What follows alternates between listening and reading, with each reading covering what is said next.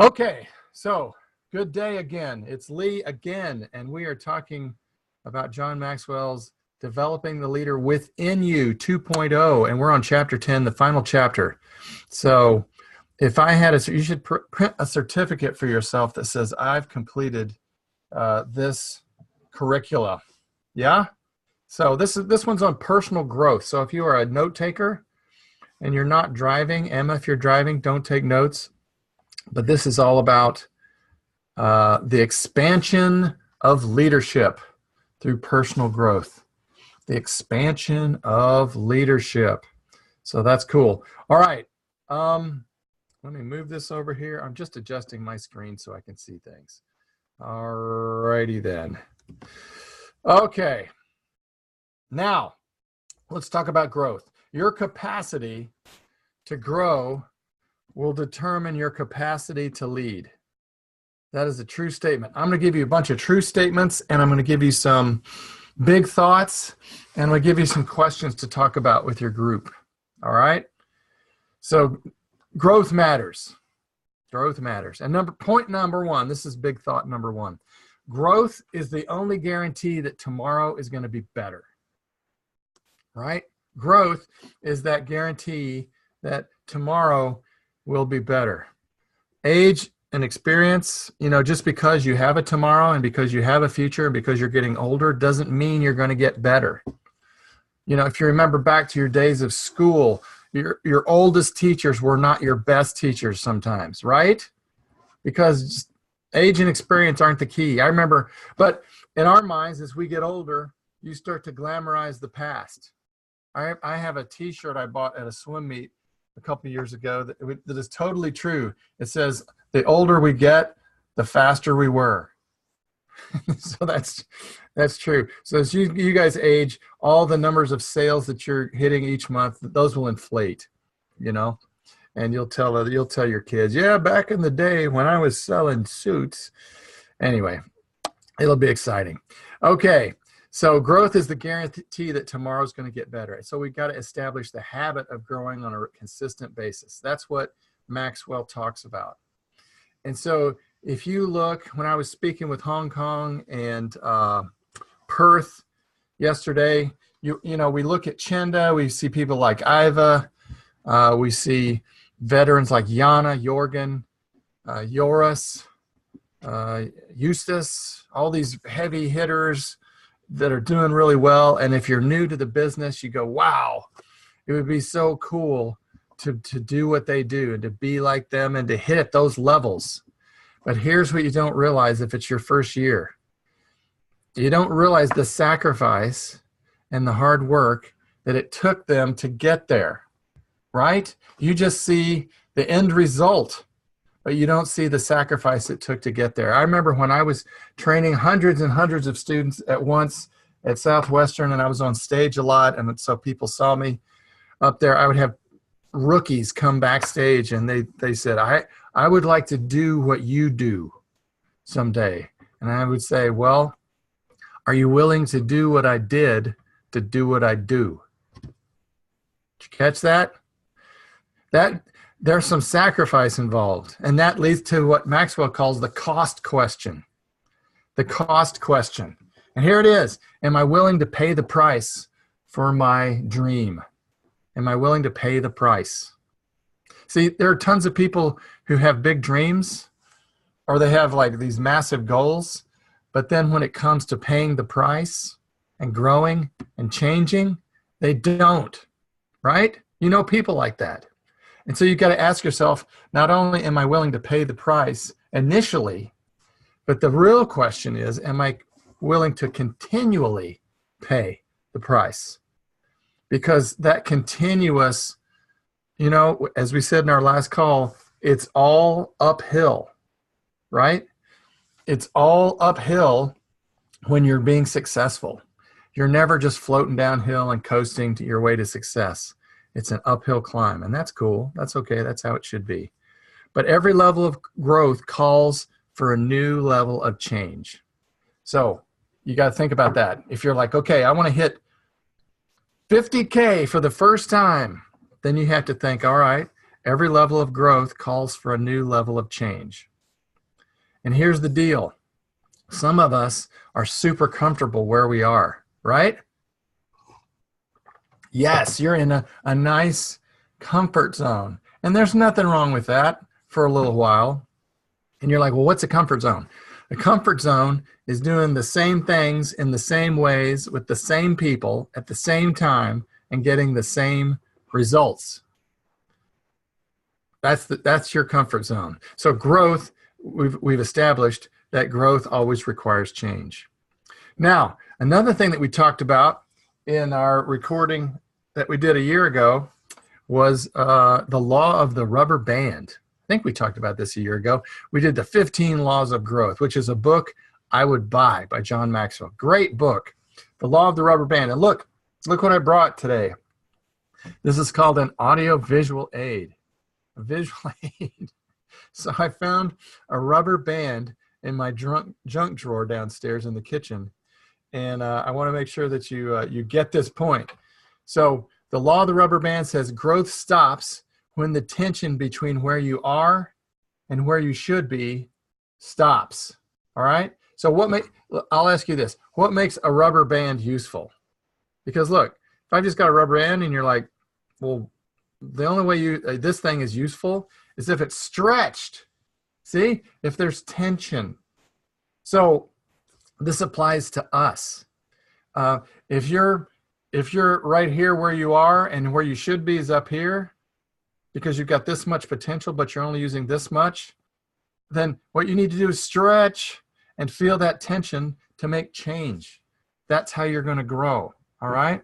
So you might get a rubber band, put it on your wrist. And if you ever feel lazy or complacent, you can just, you can snap it and just snap yourself into shape and remind yourself that I am supposed to stretch like a rubber band. I am not supposed to be flaccid, as it were. Okay, well, perhaps a poor choice of words. All right, let's go now to a quote from the book. Let me save myself.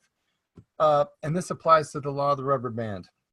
So Gail Sheehy, an author, Maxwell put this in the book. She said, if we don't change, we don't grow. If we don't grow, we're not really living. Growth demands a temporary surrender of security. I like that. It may mean giving up a familiar but limiting patterns. It may mean giving up safe but unrewarding work. And LGFG is not safe and unrewarding. I mean, you're being tested. If values no longer believed in, it may be giving up relationships that have lost their meaning. But as our good Russian friend Dostoevsky put it, taking a new step, uttering a new word is what people fear most. But he said the real fear should be the opposite course, not growing and not changing. Okay, so that's from Sheehy. So that leads me to a few questions to help you think about this whole notion of growth. So there are three words we'll talk about. We'll talk about learning, unlearning, and relearning. Okay? So learning, unlearning, and relearning. What do I need to learn today to grow? That is a question you can ask yourself. What do I need to learn today? It may be, I'll give you an example for me. Years ago when I was running the marketing department at Southwestern, I had worked with a video team outside of our company. I'd hired them to make a short music video that was approximately 3 minutes long. And we flew to Mexico together. We shot stuff. I sort of produced it, but they did all the work. They did the editing. And when they handed me the bill, it was about $25,000 for 3 minutes. And this was some years ago. So I was like, holy cow. And I watched what they did, but I was like, I don't want to do that again. My budget can't survive it. So I decided I am going to learn how to shoot video. So I bought a nice camera. I started going on trips. I started learning how to shoot stuff. And I went in the edit bay, learned how to run the edit equipment. So I learned how to produce and direct videos for the company. That saved untold thousands. But that's how I needed to change to make it more financially solvent where I was. There's all kinds of things that you guys need to learn. And it always doesn't have to be related to work. I've always been interested in meteorology, right? That was one of my majors at university, was the weather. So I decided to become a weather spotter. You guys probably don't know what a weather spotter is. It's not like a train spotter. It's weather spotting is something, these are people that are not meteorologists, but they're deployed when we have severe weather in an area. So like, for example, tonight at midnight, from midnight to 4 a.m., there's a forecast for severe thunderstorms and possibility of tornadoes. So what we do is, instead of huddling downstairs with the family, I run outside and look to the sky and then radio it in, because I'm an official weather spotter. But that's something I enjoyed, so I went and took classes and I learned that. So how are you expanding? Are you learning new things every day? That's a question I'm going to haunt you with. So think about that. What do I need to learn? Second thing on unlearning is, what do I need to let go of that I'm holding on to? What do I need to let go of? Some of you are in a comfort zone because you're sort of grasping onto something that may have been a good habit a few years ago, but it's no longer serving you well. Okay? You might have to talk about that with some people on your team. But what do I need to let go of? And some of it may be just a thought that you need to unlearn, or a belief that's not even true, right? Okay, so that's a heavy one. And then the relearn part is simple too. What do I need to change today that I was doing yesterday? In other words, what do I need to relearn? And this is for the older guys. For the veterans, you know who you are. You've been around for a few years now. That means, what do I need to, how do I get coachable again? How do I get coachable? Some of you have been selling long enough that you've sort of strayed from the script, right? You know who you are. You remember, if you need to get out your script and like blow it off, get the dust off of it, read it again and go, oh yeah, I haven't said that with a client for a number of trips. So relearn the basics, get coachable again. People sometimes get stuck because they're unwilling to relearn new things, new habits. All right, so our big first thought was that growth is the only guarantee that tomorrow is going to get better. But let's also look at another big thought, and that is, growth is the great separator between people who succeed and people who don't. This is according to Maxwell. Growth is the great separator between people who succeed and people who don't. How many of you know people who have lots of potential but aren't using it? Do you know anyone like that? You know, remember as you were growing up and you looked around, everybody had big ideas, big dreams, big goals, and then for some reason, not everybody hit those goals and accomplished those dreams. So the separator is who is growing all the time. And I used to, when I worked with like in the old days with university students, I would always ask them, you know, I would say, are you average? When I had a group interview, I would say, well, so who here is average? And occasionally I would have somebody go, I'm average. But for the most part, no one raised their hand. Okay, Bernice is average. But no one raised their hand because they were like, well, no, I'm quite above average, thank you. But the fact is, I said, you know how you can tell you're average? And they were like, no, how do you tell? I said, well, look around. Notice what people are doing around you. Notice what your friends are doing. Notice what your peers are doing and how they're acting. If you're acting doing just like everybody else, you are average. So you have to do something that makes you not average.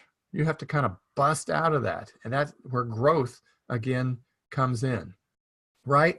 Doing LGFG is really cool because you are not average, or you never would have taken on this, right?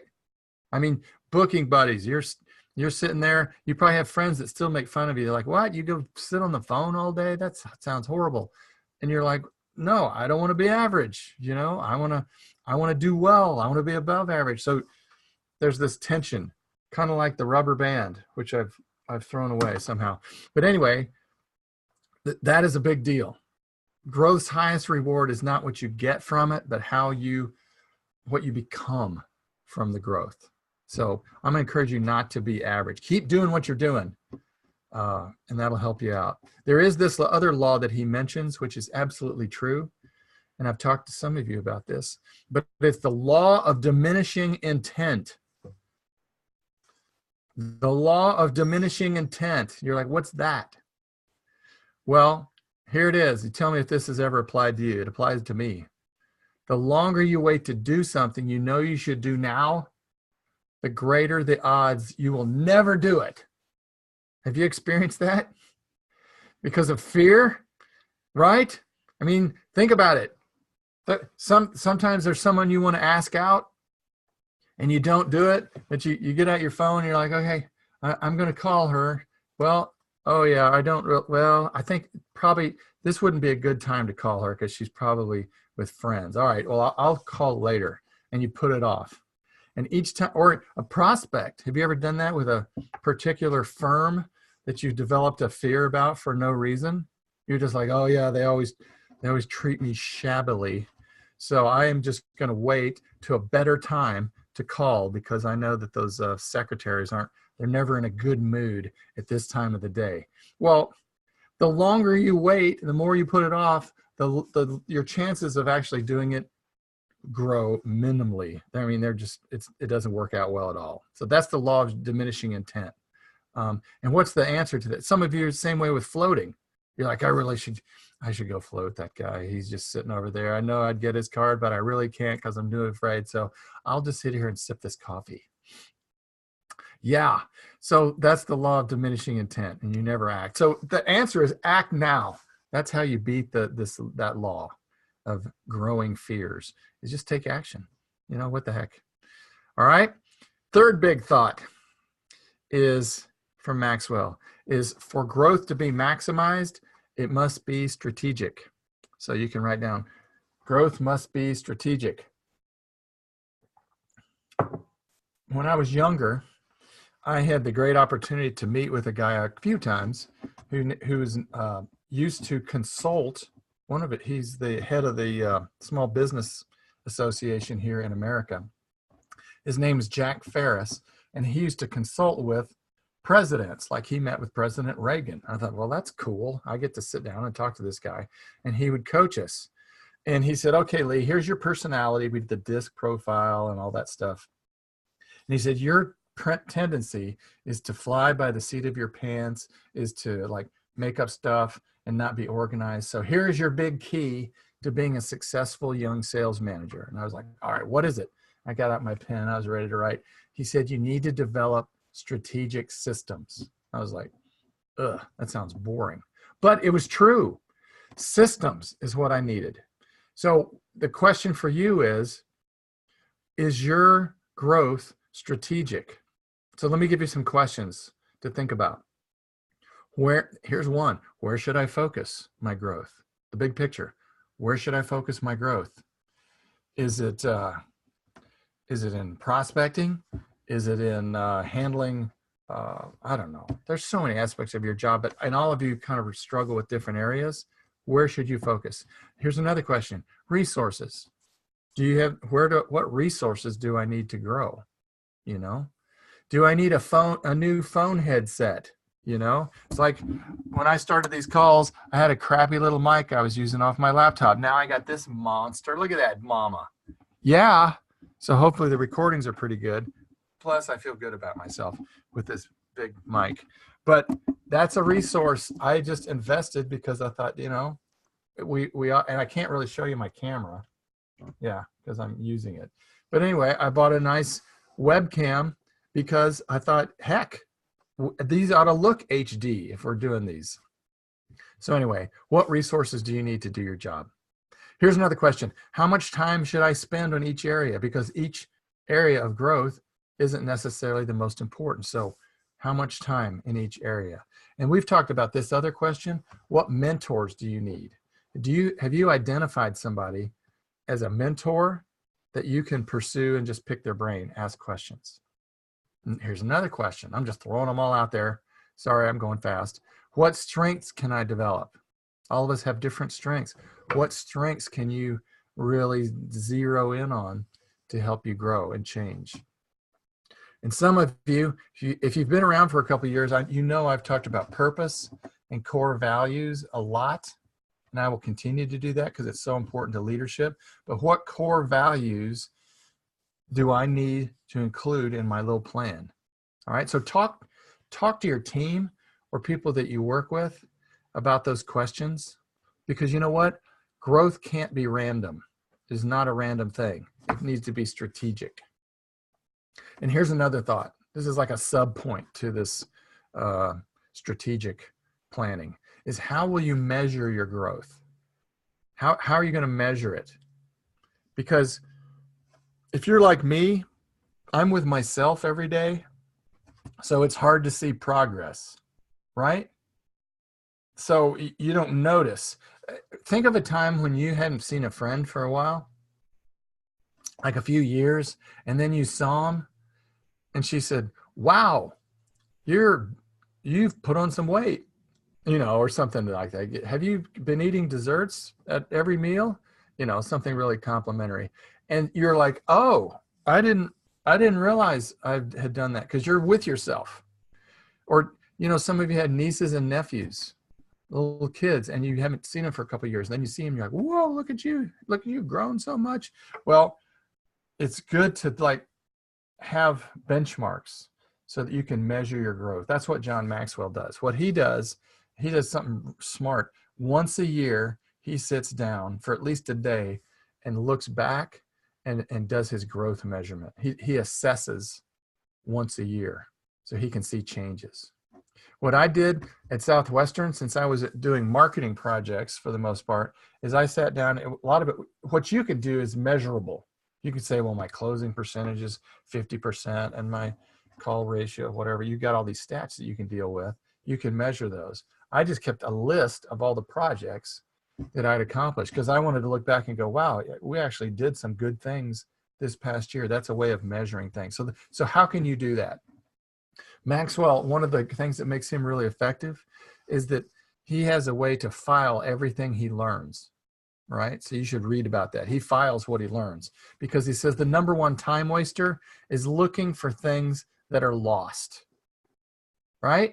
I mean, how much time do we spend just looking for stuff? You're like, oh, I put that somewhere. I think it's on a Post-it note. Wait a minute.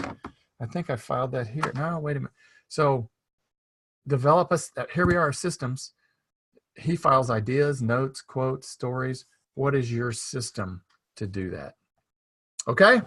So just to wrap up, if you're in your book, the very last page of this chapter says that they're to develop that learner within you that'll make you a leader. It just has a few thoughts, and these will be somewhat repetitive of what we talked about. He says, number one, you got to adopt a learner's mindset. So what do I need to do to have a learner's attitude? And he says the best thing you can do for that is just to decide, I'm going to learn something new every day. I am going to learn something new every day. Okay? Another thing he talks about is developing that growth strategy. In other words, as I said a minute ago, where do I need to focus my growth? See, some of you, when you just start off, all you notice is everything that you're not doing well. You're like, oh, God, I've got to change everything. This is horrible. No, you don't. Some of you need to change one area at work, and you will have explosive growth. See? One thing. Some of you need to tweak. It's like your car.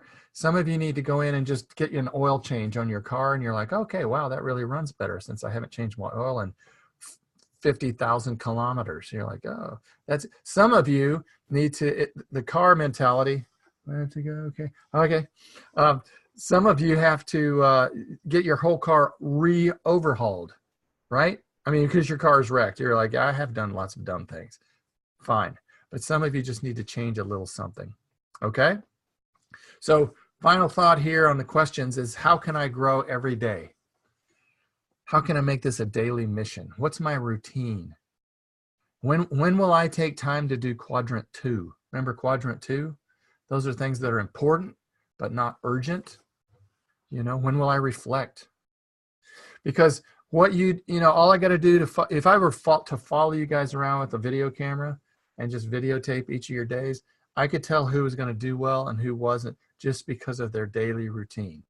The secret of a person's success is determined by what they do every day. Okay? Cool. So I'm going to encourage you to find your comfort zone and then leave it. That's a good thing. And remember what Paul Harvey said, you can tell you're on the road to success because it is uphill all the way. Yes, it's an uphill battle. So we're done with this book. And I think you should all give yourselves a hand. Yay. Woo. Look at you. Look at how celebratory we are. People whose videos are off, I know you're clapping. MB, I know you're very excited. So congratulations on getting through the book. We're going to do, hey, there's Evelina. Yay, she's clapping. So what we're going to do is we all shifted our clocks. So we're going to stay on the same call time. I've had to adjust my other call by an hour. But I will talk to you guys in a week. And let me encourage you, what we're going to do next is probably get into some stuff I've been saving that I wanted to cover. But so if you're like, well, what book should I buy? You don't have to. You can just relax, show up, and we'll take it from there. So I appreciate everybody. Anybody have a comment before we say goodbye? Comment, question? I know Chenda and the gang had comments yesterday.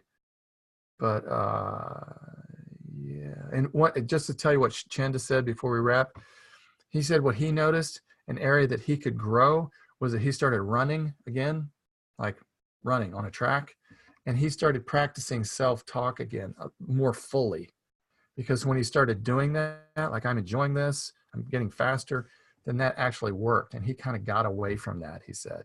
So although he's producing at a high level, he has such great habits, that's carrying him along, perfect, but he wanted to get back to the basics on self-talk. So I would encourage you. So anybody have a thought?